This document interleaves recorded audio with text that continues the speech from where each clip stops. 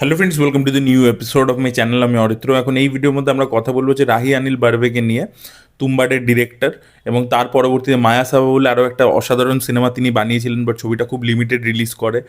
একটা লিমিটেড কথাবার্তা তো অবশ্যই ছবিটাকে নিয়ে হয়েছিল, অনেক সিনেফাইলি বলেছিল, বাট ছবিটা সেইভাবে বিশাল পপুলার হয়নি, লোকে দেখেনি। বাট আমি আশা করবো যে যেদিনকে ওটিটি প্ল্যাটফর্মে আসবে লোকে দেখবে। তো যাই হোক, তো এই যে পরিচালক, এনারা আপনারা প্রত্যেকেই জানেন যে গুলকান্দা টেলস ওটা আটকে গেছে, অ্যামাজন প্রাইম রিলিজ করছে না। তবে রক্ত ব্রহ্মাণ্ড বলে যে কাজটা আসার কথা ছিল নেটফ্লিক্সে, যেটা রাজন ডিকে আর কি প্রডিউস করছিল, সেটাও আটকে গেছে। প্রোডাকশনে কিছু প্রবলেম হয়েছে, কিছু যারা লাইন প্রডিউসার, এক্সিকিউটিভ প্রডিউসার, তারা টাকা নিয়ে পালিয়ে গেছে, তো নানান রকমের ঝামেলা হচ্ছে, তো তার কাজগুলো আটকে রয়েছে। তো সেই সময় সে প্রচণ্ড ফ্রাস্ট্রেটেড, এবং সেই ফ্রাস্ট্রেশনটাকে সে কাজে লাগিয়ে যেটা করেছে, একটা এআই ইউজ করে একটা ফিল্ম তৈরি করেছে সে। ঠিক আছে, ইন্ডিপেন্ডেন্ট ফিল্ম বলতে সে 33,000 টাকার তার টোটাল খরচা হয়েছে, সেটা সে জানিয়ে দিয়েছে পরিষ্কার করে। রাই অনিল বার্বে ফেসবুকে পোস্ট দিয়েছে, এবং সেখানে সে পরিষ্কার জানিয়ে দিয়েছে তার এই ছবিটা বানাতে 33,000 টাকা মাত্র খরচা হয়েছে, এবং পুরোপুরি বাড়িতে সেই তৈরি করেছে চ্যাট জিপিটি ইত্যাদি এআই টুলস ব্যবহার করে।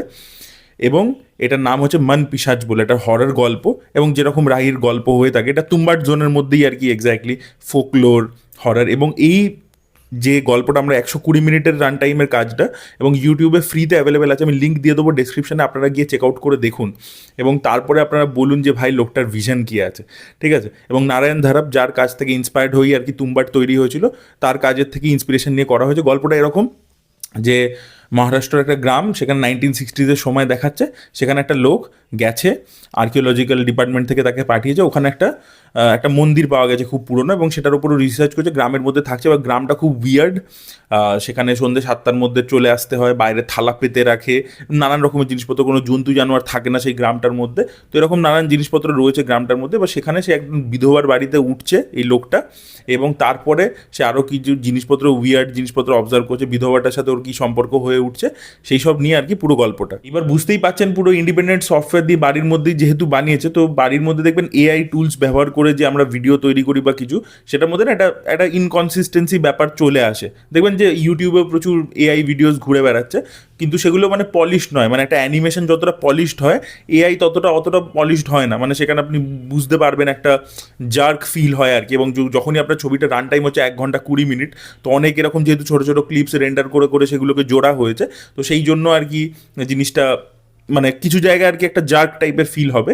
সেটা ইনিশিয়ালি যখন আপনি দেখা শুরু করুন, প্রথম দিকটা আপনার মনে হবে, বাট পরের দিকে এই যে স্টাইলটা ইচ্ছে করে, মানে একটা মানে ইমেজেসগুলো ব্লারি আসছে, ক্লিয়ার আসছে না, বাট ওটাকে না ডিরেক্টর কী করেছে, নিজের গল্পটা যেরকম ছিল, থিমটা যেরকম ছিল, সেই অনুযায়ী নিজের কাজে লাগিয়ে দিয়েছে। ওই ইচ্ছা করেই আপনাকে ব্লার ভিজুয়ালস, ডিস্টার্বিং ভিজুয়ালস, তারপরে এরকম মানে বেঁকে যাচ্ছে টিল্টেড ফ্রেমস, ইচ্ছে করে দেখাবার চেষ্টা করছে যাতে আপনাকে আনকমফোর্টেবল ফিল করতে পারে।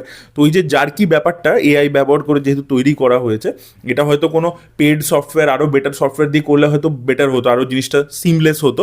বাট এখানে যেহেতু জিনিসপত্র আর কি মানে নর্মাল জিনিসপত্র দিয়ে করা হয়েছে, তাই জন্য সেই জাগটা আছে, বাট সেটাকে পরবর্তীকালে স্টোরি টেলিংয়ের কাজে লাগিয়ে দিয়েছে।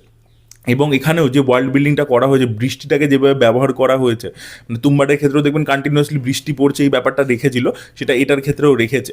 তো সেই অ্যাম্বিয়ন্সটা, যে গল্পটা বলতে চাইছে, তার আন্ডারটোনে যে মেসেজটার কথা বলতে চাইছে, সে বিধবা বিবাহর ব্যাপারে যে কথা বলছে, সব কিছু মিলিয়ে না বেশ ইন্টারেস্টিং কিন্তু একটা সিনেমা। ঠিক আছে, এবার দেখুন, এটা একটা মানে একটা লাইভ অ্যাকশন ফিল্ম যদি হতো, তাহলে আপনি আরও ভালো খারাপ বিচার করতে পারতেন। এবং এইটা যে গল্পটা নিয়ে না, মানে এটা তো অবশ্যই লাইভ অ্যাকশন ছবি হওয়া উচিত। মানে আপনার সিনেমাটা দেখবার সময় মনে হবে যে এটা একটা কনসেপ্ট লেভেলে কিছু জিনিস যেটা রাহি বানিয়েছে, পরবর্তীকালে এটা ডেফিনেটলি লাইভ অ্যাকশন অ্যাডাপ্টেশন হওয়া উচিত। ব্যাপারটার মধ্যে সব মাল মশলা আছে, এবং যেহেতু বিল্ড আপ করে করে করে করে ধীরে ধীরে পুরো ওয়ার্ল্ড বিল্ডিংটা করে দেখাতে পারছে না এআই দিয়ে তৈরি করেছে বলে, তাই জন্য আপনি পোটেনশিয়ালটা বুঝতে পারবেন যে আইডিয়াটা ভাই নেক্সট লেভেলের কিছু একটা হতে পারে, পুরো তুম্বার লেভেলে।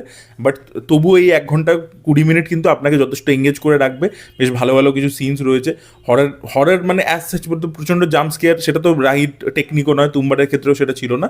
তো বাট ওভারঅল যে অ্যাম্বিয়েন্সটা তৈরি করে, যে ওয়ার্ল্ড বিল্ডিংটা করেছে, যে বক্তব্যগুলো রেখেছে, সব কিছু মিলিয়ে কিন্তু আপনাদের অবশ্যই ছবিটা দেখা উচিত। ফ্রিতে অ্যাভেলেবেল আছে ইউটিউবে, একজন আর্টিস্ট ইন্ডিপেন্ডেন্টলি বানিয়েছে, যে প্রচণ্ড ফ্রাস্ট্রেটেড, তার এত স্কিল রয়েছে, তাও তাকে কাজ করতে দেওয়া হচ্ছে না বলিউডে। সেখান থেকে সে এটা একটা ইন্ডিপেন্ডেন্টভাবে বানিয়েছে, একটা এক্সপেরিমেন্ট করেছে।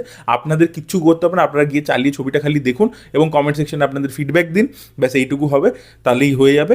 এবং আপনাদেরকে জন্য ডেসক্রিপশনে আমি লিঙ্ক দিয়ে দেবো, আপনারা গিয়ে প্লিজ চেক আউট করে দেখুন। সেটাই বলা ছিল। That was it guys, thank you so much, bye by.